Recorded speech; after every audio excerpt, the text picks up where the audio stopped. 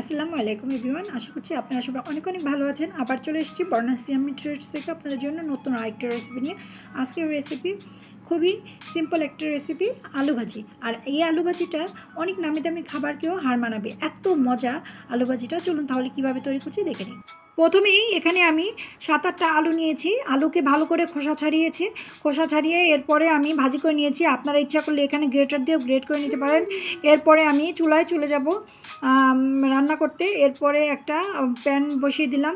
Pan বসিয়ে দিয়ে আমি এখানে পরিমাণ মতো তেল দিয়ে দিয়েছি। এখানে আস্ত শুকনো মরিচ আমি দিয়ে দিলাম। শুকনো মরিচটা কিন্তু পরে দিলে ভাজা হয় না, তাই আগে ভেজে নেব। তারপরে পেঁয়াজটা আমি এখানে হাফ কাপ পরিমাণে পেঁয়াজ কুচি দিয়ে দিচ্ছি। আর পেঁয়াজটা কিন্তু এখানে বেশি ভাজতে হবে না, কারণ আলুর সাথে ভাজা ভাজা হবে। এখানে একটু সামান্য ভাজা হলেই আমি এখানে আলুটা ধোয়া কুচি করা আলুটা আমি এখানে দিয়ে দিচ্ছি। এখন সম্পূর্ণ কুচি করা আলু ভাজিটা আমি দিয়ে দিব। এরপরে ঢাকনা দিয়ে ঢেকে দিব। কিছুক্ষণ পর পরই এপাশ করে উল্টিয়ে আরেক পাশ করে উল্টিয়ে নিব। আর এভাবে কিন্তু আমার ভাজিটা তৈরি হয়ে যাবে। এই ভাজিটা একটু ভাজা ভাজা তৈরি হবে। আর এখানে কিন্তু সিদ্ধ করতে হচ্ছে না, একদম এভাবেই তৈরি হয়ে যাবে। আর লবণ দিয়ে দিলাম 1 চা চামচ। এইভাবেই উল্টাপাল্টা করতে করতেই কিন্তু কিছুক্ষণ 20 মিনিটের মতো সময় লাগবে, আর ভাজিটা হয়ে যাবে। ভাজিটা এত মজা খেতে, একটু ভাজা ভাজা হবে। দেখেন, আপনারা দেখতে থাকেন।